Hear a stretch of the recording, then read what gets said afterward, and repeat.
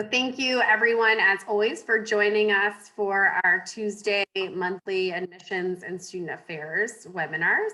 We are very excited today. We have Dr. Dana Dunleavy and Dr. Rebecca Frazier here to talk a little bit about the AAMC Situational Judgement Test and their program and what they're doing with the pilot this year.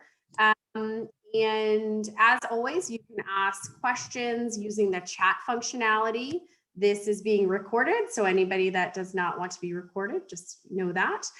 And we'll go ahead and kick it off. This session will last 1 hour, and I know that they both left time for questions and answers at the end. So without further ado, thank you, ladies, for joining us. Oh, well, thank you for having us. We appreciate it. We'll do a couple of brief introductions for us and before we dive into the presentation. So my name is Rebecca Frazier. I am a director within the Admissions and Selection Research and Development Program. My focus in particular within that program is on the development side. So as we identify new tools or assessments or resources that could be helpful to the medical school admissions or the residency selection space, I work with our team as well as others at AAMC and constituents to develop those new tools, to design and create them, which is really exciting. So for the SJT, I've been leading the content development for the test and also working with medical schools who are interested in the test, just like you all. And then also with schools who decide to take on the test and incorporate into their process to figure out how to best find the added value for their particular admissions process. Dana, would you like to introduce yourself? Sure. Well, first of all, thank you everyone for inviting us here today. Becky and I are really excited to tell you about our situational judgment test and to hear your questions and discuss them with you. My name is Dana Dunleavy, and I'm the director of the Admissions and Selection Research Team at the AAMC. As Becky described, our team's focus is on thinking about innovative ways to support medical school and residency through their admissions and selection process. The majority of our work at this point is focused on developing potential new assessment tools that can be used to help schools and programs conduct a more holistic review. And we also do research to help inform students and their admissions and program director counterparts about the process so that they can continue to learn about different ways to effectively apply to medical school and or residency. With that, I'm going to turn it back to Becky and she'll kick us off. All right, thanks, Dana. All right, so what we envision for you all today, we're going to present for about 25 minutes, and then we're going to turn the rest of our time over to you all to ask any questions that you might have. So during our 25 minutes of presentation, what we hope to do is introduce you to or perhaps reacquaint you with the SJT, depending on how familiar with it you are at this point. We'll begin with just a brief overview of the background and the research and development that we've done on the SJT. And then from there, we'll transition to the 2020 administration to share the results that we have to date and also talk to you about next steps as we prepare for the 2021 administration, which is now this year. So let's start with an overview of the SJT. Roughly 8 years ago, the AAMC started developing and researching an SJT, or situational judgment test, to provide a valid and fair assessment of applicants' pre-professional competencies. Pre-professional competencies are important to medical student success and have been demonstrated to impact long-term performance as a medical professional, as you all are likely already aware. The SJT offers a non-academic metric in the admissions process or the application process to complement existing academic metrics. It serves to enhance holistic review in a high volume context early in that process, as well as throughout the admissions process. It allows for consistent comparison of applicants' pre-professional competencies, which you aren't typically able to do with the existing components of the application. And ultimately, by doing those things I've already mentioned, we envision the SJT helping to broaden the experiential skills and demographic diversity of applicants who are considered for interviews. Now, taking a step back for just a moment, I wanted to talk about holistic review. So when we think about holistic review really means doing our best to consider all aspects of an applicant's knowledge, their attributes, their experiences, and anything else that'll help us evaluate how qualified they are for medical school and the extent to which they align with our mission in our medical school. So by using different assessment tools and other information, we're able to piece together the complete picture of the applicant. It's hard to really make a truly informed decision and a good decision based on limited information. So incorporating multiple different assessments or multiple different data points helps with that. And that's exactly what we designed the SJT to do, to serve as an additional data point that can really help you see a complete picture of the applicant, particularly related to their pre-professional competencies earlier in that process. Our research to date has shown that the SJT has small correlations with other admissions data like MCAT and GPA, as well as certain types of admissions interviews. And so what that has told us is that the SJT offers some unique information that can be introduced into the admissions process. As a measure of critical pre-professional competencies, the SJT really offers, again, that balance to existing academic metrics and can help facilitate holistic review early and throughout. So by that, I mean that you could incorporate the SJT during initial pre-screening when typically you're using those academic metrics like MCAT and GPA. You might create a composite that considers all three. Or you could use the SJT alongside other application information as you're selecting applicants for interview or as you're making your final admissions decisions. If you're using it for those latter purposes, interpreting SJT scores in the context of that other application information, things like personal statements or letters or applicant experiences, or even interview performance, those will help paint that complete picture of an applicant's pre-professional competence and really best position you to identify the applicants who are most likely to succeed and who align well with your school. So there are a couple of ways that we think the SJT scores could really help beyond, or let me say, we can offer a couple of examples of how the SJT scores may help. So in one instance, they might help you identify applicants who have really strong academic metrics, who might be at risk of possible professionalism issues once they matriculate into school. Alternatively, SJT scores may help identify applicants who have mediocre academic metrics, but really strong professionalism skills. So those individuals who score highly on the SJT, those individuals may be worth a second look. Perhaps they weren't your all-stars or the folks that are outstanding based on their academic metrics, but perhaps their complementary strength in professionalism and interpersonal skills warrants further review and consideration. So let's take a closer look at the design of our SJT. We have designed the SJT based on a set of core values that we share with the medical school community. We've designed it specifically for U.S. medical schools, and we've conducted ongoing research to really accumulate evidence to the test's validity, its fairness, and to inform the decisions that we make. We make decisions with an eye towards our applicants as well as our medical schools to make sure that the SJT is adding minimal additional burden on our applicants and to make sure that the SJT is easy to use and incorporate into the admissions process.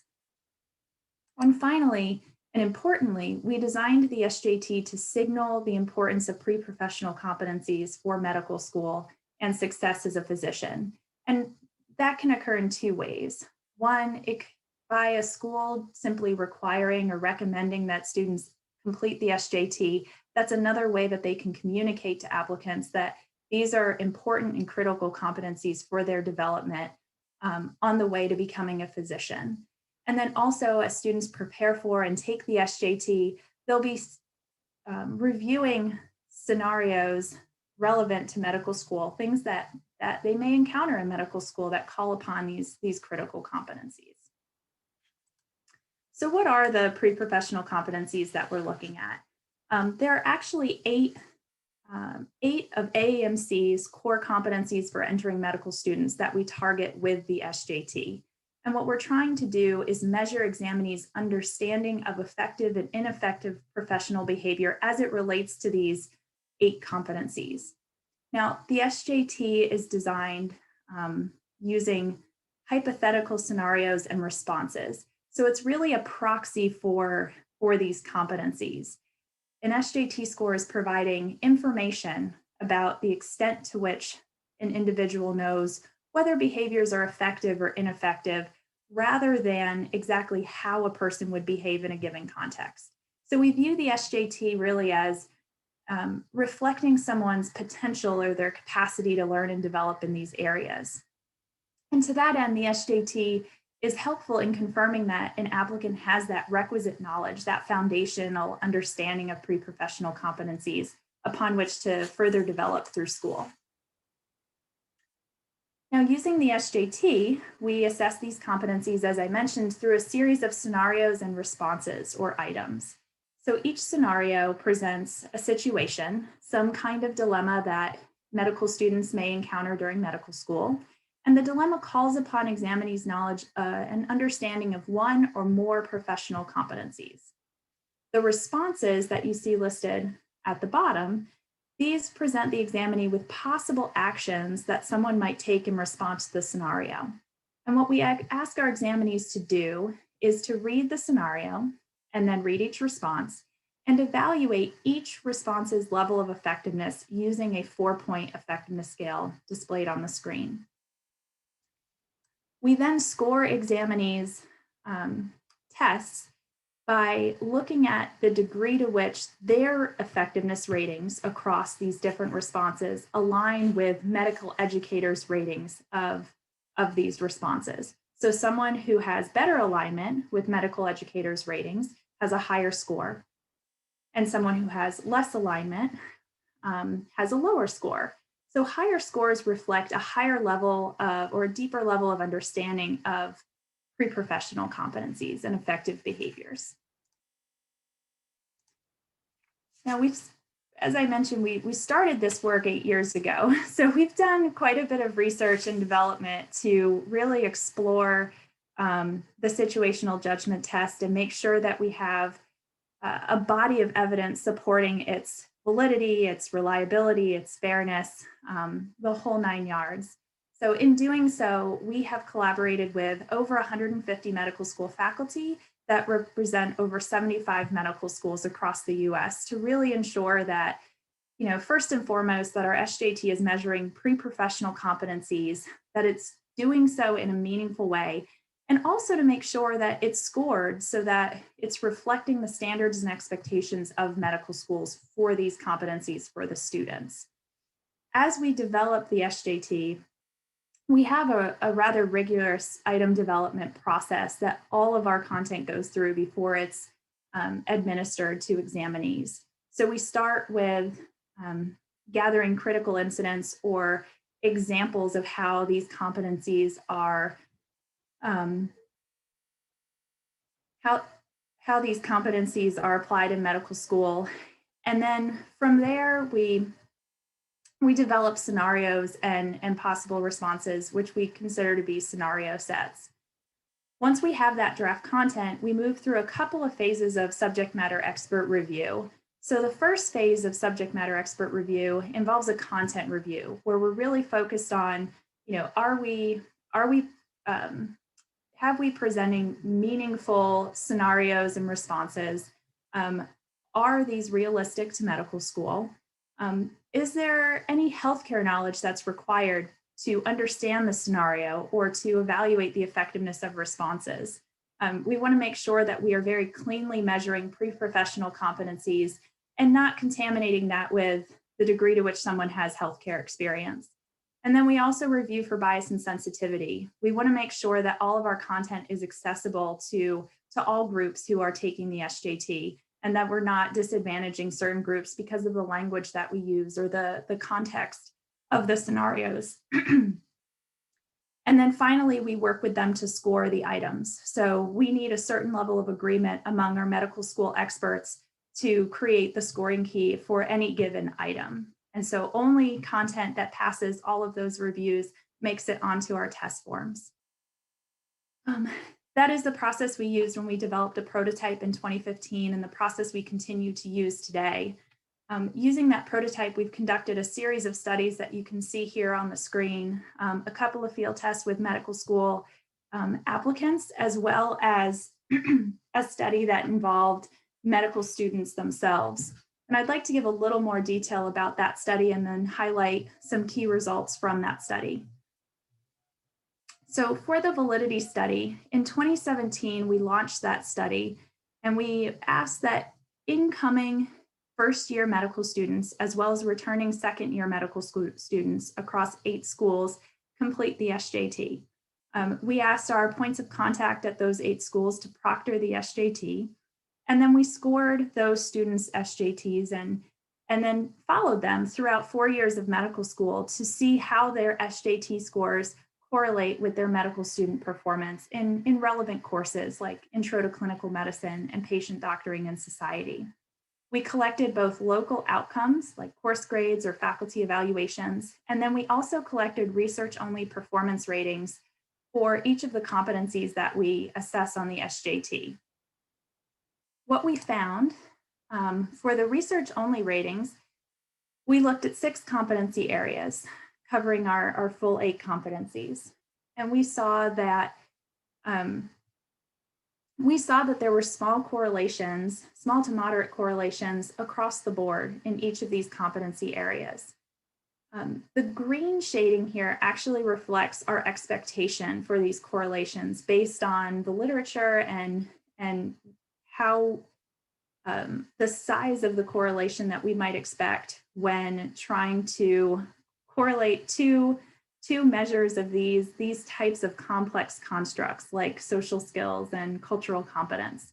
So we were excited to see that our SJT scores correlated with research-only ratings as we would expect, and in some cases, those correlations exceeded our expectations, for example, with social skills and service orientation or cultural competence. As I mentioned, we also took a look at how SJT scores correlate with performance based on course grades, as well as faculty evaluations. And we saw small correlations, as we might expect, between SJT scores and those outcomes as well. So we have collected evidence that not only are we able to predict someone's performance in medical school, but we also gathered some additional evidence that we are measuring what we are trying to measure with the SJT. Last and certainly not least, in every study that we do, we explore group differences. On average, we found that there are small to no group differences in many of the groups that we've looked at. These findings do align with the SJT literature, so they are what we would expect to see. And they're also smaller than what we would see on your typical academic achievement test. Now, all that being said, we are still continuing to try and better understand the underlying cause of these small group differences and really working to lessen them as much as we can. So, we have considered how to minimize group differences in our design and development process, but we're continuing to explore and identify ways to further lessen them, such as reviewing performance on different items and expanding our outreach with regards to preparation materials. So to date, our research program has really built a body of evidence to support the validity and fairness and predictability of the SJT. And now, having validated that test, if you will, we made the SJT available to 2 medical schools in 2020 for them to use in their admissions process. And as we move forward with the SJT program, we'll continue to evaluate the delivery method for it, as well as assess admissions officers' reactions to the value add of scores in their specific admissions processes. So with that, I'm going to turn this over to Dana to talk about our administration. All right, thanks, Becky. So we'll dig a little deeper into the 2020 SJT administration, which was the first year that the SJT has been offered operationally. The SJT pilot included 2 medical schools, the University of California at Davis School of Medicine and the University of Minnesota Twin Cities campus. Across these 2 schools, there were about 8,000 examinees who took the SJT and reported a score. For both of these 2 schools, the admissions committees decided to strongly encourage their applicants to take the SJT for that cycle rather than require it. At several points during the admissions process, either AAMC or the schools directly reached out to the examinees and the applicants to remind them to go ahead and take the SJT. The SJT was administered online using remote human proctors. This means that students were able to take the test from home at a location of their choosing, but that location and that testing environment was a secure testing environment because there was another human who was involved in checking the individual in as well as securing the environment. Overall, the test takes about 75 minutes of exam time, which is the actual time to take the test, with a total session time of between 90 and 105 minutes, depending on the amount of time it takes the individual student to check in with the proctor and make decisions about where they'd like to submit their scores, as well as check out with the proctor. This year, and as we will continue in the future, we provided test preparation materials, including a free practice test. In addition, we provided scores to all the examinees who took the SJT, as well as scores to the participating schools. And for the schools that participated, we also provided specific guidance and training to their admissions committees so that they could understand how to best use SJT scores in this context, especially since it's the first year that the test was offered. This next slide shows the applicant experience, and it included 4 main steps: registration, preparing, taking, and actually receiving scores. We provided free registration materials, including a practice test, to help examinees become familiar with the process and format of the test and to help level the playing field. In this first year of the operational administration, we offered what we refer to as a practice exam booklet. What that means is that we had it was not a full-length test, rather we had a subset of items and scenario sets presented to students, and we also incorporated rationales for some of those scenario sets. In addition to that, we also provided an online tutorial so that the students could become familiar with the testing format, and we provided policy guidance as well as webinars and other information to help students settle into the idea of taking an online assessment. In 2020, examinees were able to test in the month of September. And as I mentioned, it was an online assessment, so they could take the test at any location. While they were able to choose their location of testing, it did have to meet some specific requirements. For example, the location had to be private. The location and the equipment that was being used needed to have a strong internet connection, as well as a microphone and a video camera, so that the individual could interact with the proctor and receive the test content. The scores were released to students and schools in October. And in addition to reporting a score, we also reported a percentile rank as well as confidence bands so that students and the schools could evaluate where those scores stood with respect to other folks who tested this cycle. This next slide shows you the AAMC SJT Essentials.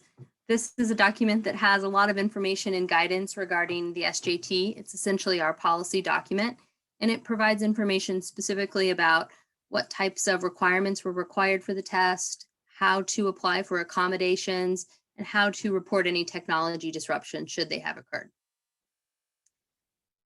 This next slide shows a summary of the folks who tested in 2020. As you can see from looking at the chart, about 60% of the examinees were women, and more examinees were Asian or white compared to other racial and ethnic groups.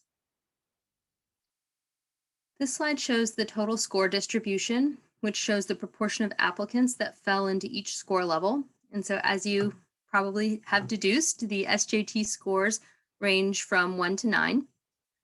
The average score for the 8,000 people who tested this past year was 5.0, and the standard deviation was 1.9. You can also see from looking at this slide that the scores were relatively normally distributed, which suggests to us that the SJT is differentiating amongst this really highly capable applicant pool. It was neither too easy nor too difficult for them. And you can also see the percentile rank table there. As Becky mentioned earlier, it's very important to the AAMC to evaluate group differences on all of our assessments. The SJT is no different. As with prior years of research, we see that there are low to no group differences on the SJT. From this slide, you can see the differences in scaled score by racial ethnic group. There were small differences between white and Black, as well as white and Hispanic examinees on the SJT. There were no differences between white and Asian examinees. There were also a slight difference between men and women examinees, although that's not pictured on the slide. On this next slide, you'll see a box and whiskers plot. And what this slide shows you is basically a different way to look at the means for each of these racial ethnic groups, as well as providing a bit more information. In addition to the mean, it shows you the full range of that we observed from these different groups of individual examinees. So if you're looking at the individual box and whisker plot, the two endpoints on the box and whisker plot represent the 10th and 90th percentiles for each group. The ends of the box represents the 25th and the 75th percentile. And then the vertical line in the middle represents the 50th or the median. And what we hope this visual gives you is it allows you to see that while there are small group differences between some racial and ethnic groups, the score distributions for these groups look more similar and they overlap with each other very substantially. This next slide compares the standardized difference in means, or Cohen's d, between SJT, the MCAT exam, and undergraduate GPA for all of the demographic groups that were of interest to the participating schools in our 2020 administration. The rows represent the effect size conventions, with the top row representing a large difference and the bottom row representing no difference in performance. And then each of the columns represent the different tests. And as you look through this chart, what you'll see, and I think one of the primary takeaways here is that if you're looking in the SJT column, you'll see that the SJT does not result in medium or large differences for any of the groups that are of interest for our medical schools. For the vast majority of the differences that we observe for SJT, they fall in that small range. And for many of the focal groups, there are no differences on the SJT. That stands in a bit of contrast to the traditional academic metrics, where you do see larger differences for many of the groups of interest. All right, so with that summary under your belt, let me tell you a little bit about what we're planning for 2021. Based on the positive results from the 2020 administration, we will be moving forward with another pilot year, and that pilot year will occur in 2021. For 2021, we would expand to include 3 to 4 medical schools, approximately 17,500 examinees across those schools. SJT would continue to be administered online with a remote human proctor, and the length of time would be the same. As you see on this next slide, we are targeting an earlier administration for the SJT in the 2021 administration, and are thinking in allowing for the SJT to open in June is that this would better align the SJT cycle with the typical admission cycle. That would offer students greater flexibility in their choice of test dates. So rather than just offering test dates in the month of September, they would be able to choose between June, July, August, and September. And importantly, scores would be available earlier in the application process so that schools who are interested in using SJT scores could use it in the pre-screening or in the decision-making about whom to invite to interview. In addition to that enhancement, another enhancement that we'll make for this 2021 cycle, if you look in that box that says prepare, we will be offering more preparation materials.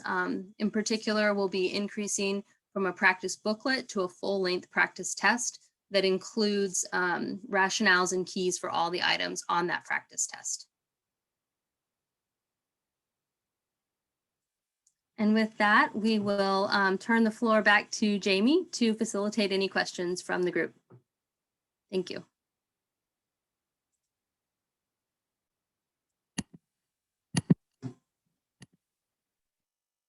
Thank you again for your time and explaining the situational judgment test to us. I have a series of questions that have come in, and also please continue to ask your questions through the Q&A and the chat. And I'm going to take some liberties and ask some questions that I have specifically as well. I do know that we have a half hour. So again, if you have questions, please use that Q&A. So again, thank you for spending this hour with us. A lot of our schools already use some type of situational judgment test. Can you comment, maybe not knowing all of them, but can you comment on why this one is different and maybe help our schools understand that? Sure. So I will kick us off, and then Becky, feel free to jump in. I think the main thing, there are a couple differentiating factors between our SJT and typical SJTs that are used in higher ed selection. I think the primary differentiator for us right now is that we are developing this SJT for and by medical school educators. We are customizing the SJT to ensure that the constructs that are measured, those competencies that Becky showed you earlier, that those competencies are the competencies that medical schools say are important at entry for pre-professional success. We also have been involving medical school faculty in the development of the test as well as the scoring key. So that's one thing that differentiates us. Another thing that differentiates this test, aside from this real focus on what's being measured, is the focus that we place on applicants. And I think that that's something that AAMC uniquely offers compared to some other test vendors. We view our constituents not only as medical educators, but also applicants. And so when we're making choices about how to design the test, we have those two groups in mind. Couple examples of that. One is we decided to use a text-based format with that Likert type response scale that Becky showed you earlier, rather than something like a video or a typed written essay, because we think that those are two choices that maximize validity and also help reduce cost. In addition to that, another thing that we do that's unique is that we provide scores. We provide scores back to the students because we think it's really important for them to have feedback about how they're performing on an assessment, and that they should know on an assessment what medical schools are considering as they make an application decision. Becky, were there any other differentiating factors that you wanted to cover? Dana, correct me if you already said this. The other one was trying to have a more precise measurement of of our competencies. Did you mention that yet? No. Okay. Sort of. Yeah. Okay. She talked about the pre-professional competencies and how this test is aimed just for those pre-professional competencies. So I think she answered that question. I have one that's related as a follow-up. Someone asked whether or not you're sharing the scores with the applicants, which you already said you are. And then you'll do that going forward, I imagine. Then the other question that related to that is how or if candidates can retest in a single cycle, or could they retest if they, took the, if they had to be a reapplicant to school. And then the follow-up question to that is, will schools receive multiple situational judgment test scores if, this year, or if they're reapplicants in the future? Yeah, those are all really good questions. So since this is our first year, or 2020 was our first year of operational administration, we are still developing some of our retest policies. So I'll tell you what we're thinking right now, but know that this could change as we have more data and we can study what retest effects are. So first, within a testing cycle, so within a testing year, we are not allowing students to retake. And the primary reason for that is that we are a nascent testing program, and we don't have, although we have a large enough number of items to feel comfortable administering the test at large scale, we don't have a large enough to constantly reuse items for a large volume of retake. So that's a real practical reason. In the future, that could change as our item bank grows.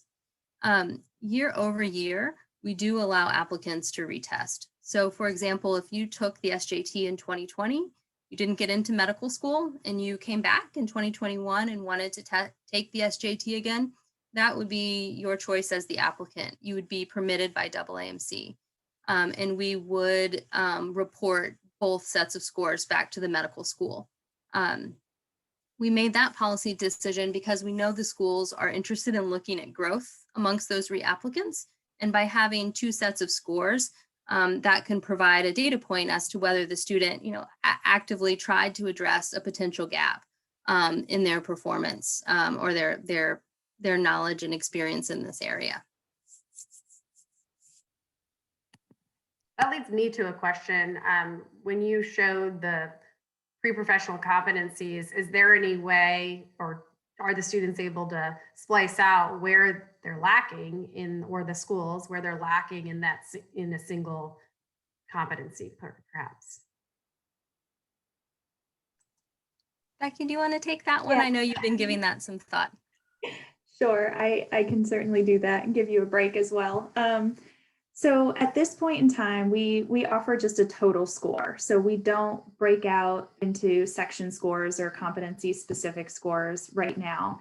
And the reason for that is really balancing kind of the burden we place on applicants in the length of time that they spend taking the SJT with kind of wanting to provide that additional feedback. And so we have, when we think about, there's basically a ceiling, if you will, where the number of items directly correlates to the reliability. And right now, in order to administer roughly an hour-long test, or a little over an hour-long test, we wouldn't be able to administer enough items for any given competency to feel like we could produce a reliable score for a particular competency. Now, all that being said, we have started discussing and exploring how we might be able to provide additional feedback because our medical schools, as well as our applicants, are really interested in a breakdown, especially seeing how some of our competencies are more focused on those interpersonal interactions, whereas others are focused on kind of an approach to work or one's development.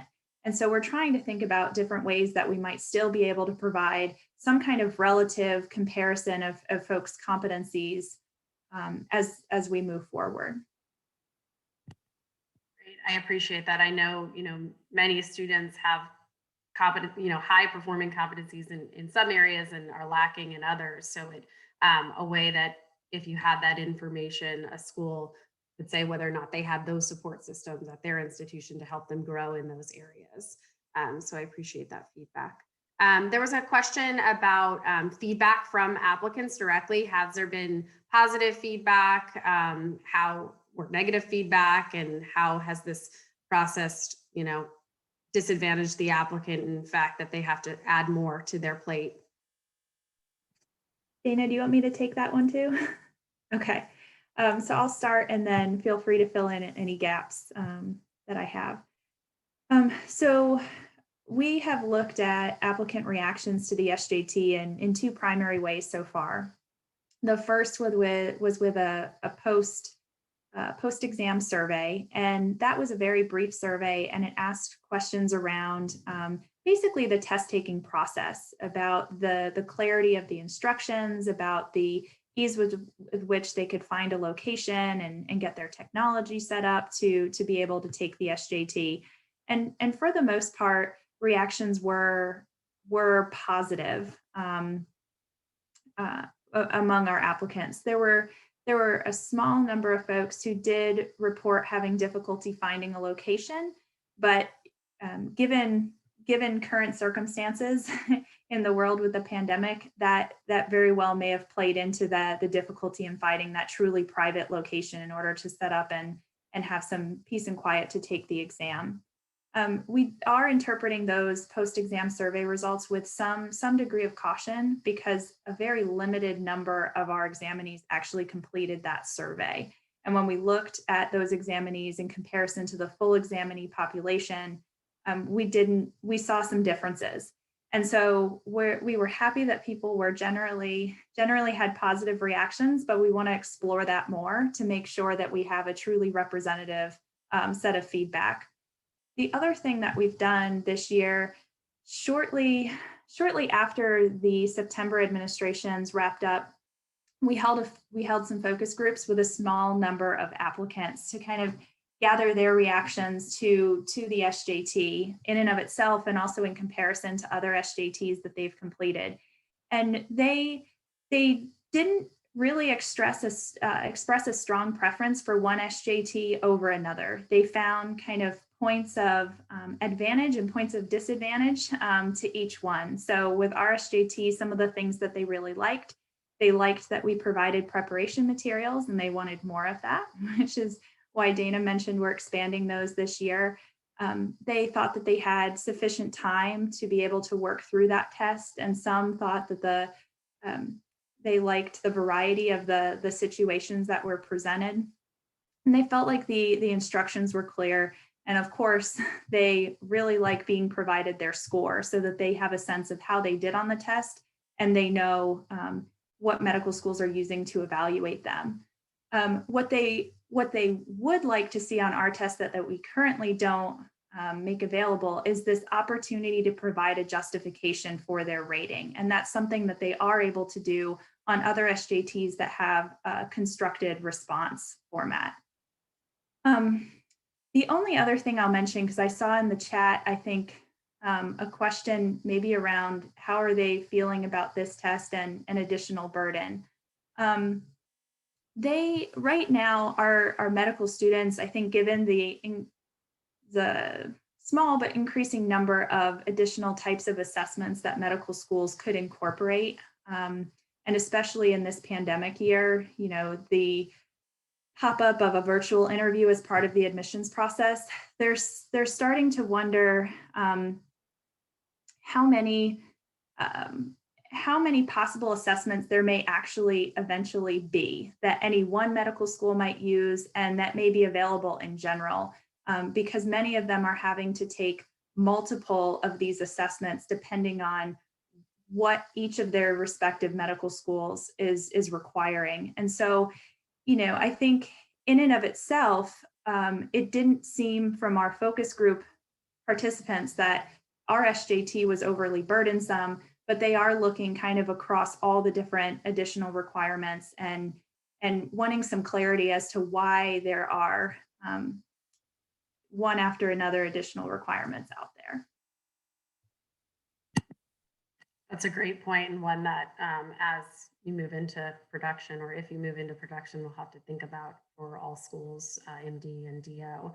There was a question in the Q&A that I think we can answer based on what you've told us, but they asked of the students that completed the exam, how many have matriculated. But this was done this year. So the first time was October that those two schools even got those tests back. So those students have not yet matriculated, is my assumption.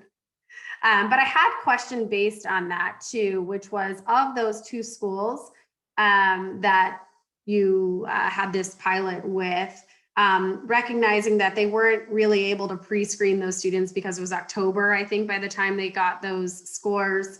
Has there been any indication that they've screened in or screened out candidates solely based, not solely, but based on that score alone?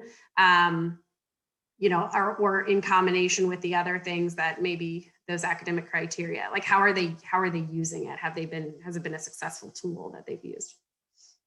Yeah, up to this point, both of the schools haven't begun using SJT scores in their review for this application cycle.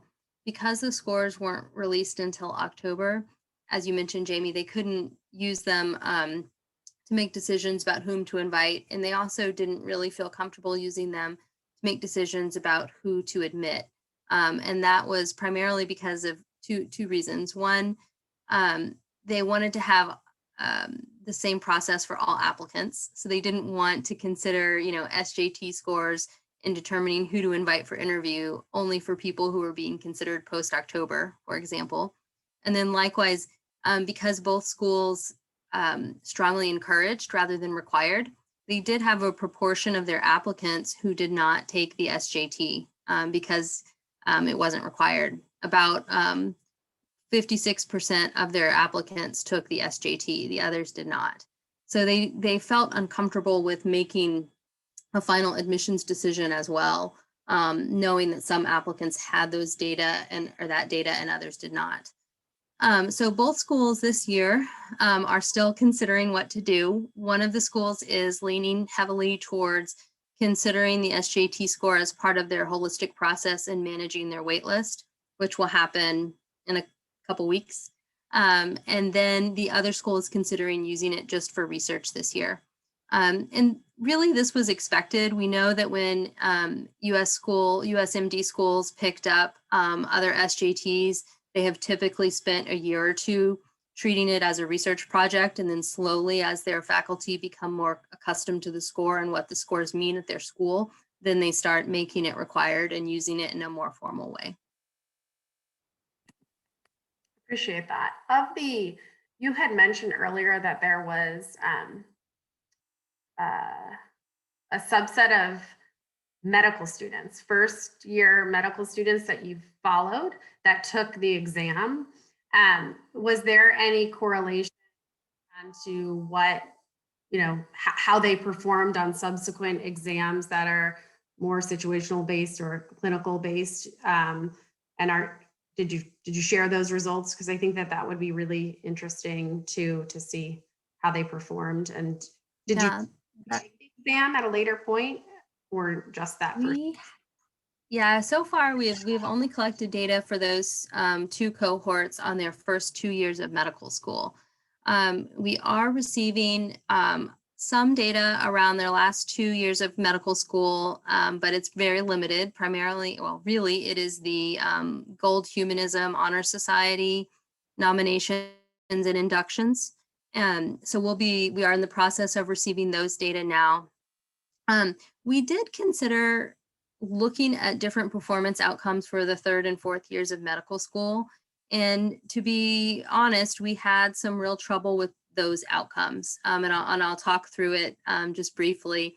And it will be interesting as we learn more about the DO approach to medical education and evaluation to see if there are any differences here. But in the MD schools, one of the challenges that we observed is that there really aren't a lot of strong outcome measures of these competencies in the later years of medical school. So you have students going off to clerkship rotations, and they're distributed across, typically across a region. And there is not a standardized evaluation form that's used for those students. The experiences that the students have vary widely. And so even making evaluations on these very different experiences seemed potentially dubious. And then in addition to that, some of their more standardized assessments like OSCEs, those, when we dug deeper with the individual schools, we learned that most students perform extremely well on the OSCEs. And so there wasn't sufficient variance in OSCE scores to be able to have confidence that we could actually even detect a true difference should it exist, or a true correlation should it exist. So all of that to say, we would really like to have some different and better outcomes in the 3rd and 4th year of medical school. And we think we need to do some more work with the schools that are participating in the pilot, and to think about ways to explore 3rd and 4th year outcomes from the onset, so that we can get those things in place by the time the students actually get to the 3rd and 4th year. This was a big lesson for us when we did the initial validity study. I think we underestimated how difficult it was going to be to get those outcomes. And so we didn't start that work until the 3rd and 4th year. And really it was a little too late to be able to get good outcomes by that point. Thank you for that honest response. I know we only have about 8 more minutes. There was a question, and you showed the elephant at the beginning of the conversation. So I'm gonna bring us back to there. The elephant in the room it seems like right now there is no cost for applicants. Will there be a cost for applicants? Do we know what that cost might be? And then will there be a cost to schools? Do we know what that cost will be? Yeah, so for the pilot years, for this 2020, as well as for the upcoming 2021 administration, AAMC is covering all costs related to the SJT. And I think this goes back to something that's unique about AAMC. You know, we are trying to do good research to evaluate and develop a test and to share that research. And as part of that, we're willing to pay for the research and share that with folks. Going forward, in testing year 22, we will expect a fee for the SJT. At this point, leadership is deciding what exactly that fee structure will look like, but we would share that information in advance, so that schools would have adequate time to think about that as they consider whether they would adopt the SJT in 2022. Appreciate that. We have just a couple more minutes. I don't have any more questions. I will let everyone know that I and ACOM has talked to AAMC about the possibility to see if our schools could potentially be in a pilot. And so we're still working through and talking through whether that is even a possibility. As we know, we are not members of the AAMC, but we know that we share a large applicant pool. So we're still working through that conversation, but I wanted to make sure that everyone knew that that's a conversation that we are having. So without taking up your time, so we do have a couple more questions now coming in, sorry. There was a question about whether or not we should make these virtual instead of going to a testing location. But I think you've already mentioned that it's not at a testing location, but go ahead. Oh, go ahead. Yeah. So right now it is a remote proctored test. So folks choose the location of their choice for taking the exam, and then there is a live proctor who monitors through a webcam their test taking experience. So they start out by checking them in, confirming their identity, and then they monitor as the individual completes the exam. That was our intended delivery mode prior to the pandemic. And so as long as that continues to go well, as it has so far, we would continue down that path. That actually reminds me of one other piece of applicant feedback that somehow slipped my mind previously, which is that was the live proctor in that remote setting was one of the one area of concern that applicants had. Whereas we are all in the workplace and have likely all experienced IT remoting into our laptops and changing a setting or downloading particular software. That's a different kind of experience for many of our applicants. And so having a proctor take control of their computer to adjust the settings to ensure a secure exam, and then also knowing that they were monitoring them throughout the exam was an uncomfortable feeling. And so, as Dana mentioned before, I think we're taking steps this year to more clearly communicate expectations for the testing day, and also working with our vendor to find ways to make that a more comfortable experience for our examinees.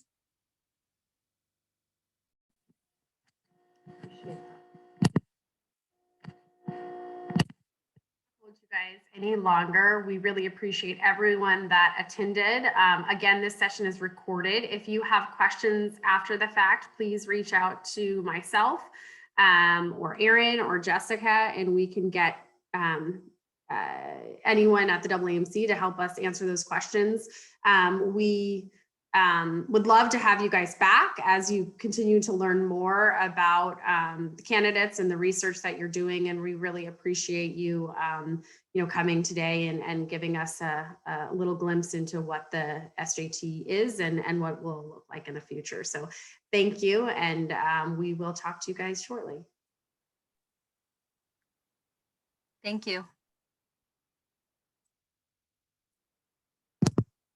If you want to go ahead and end that recording.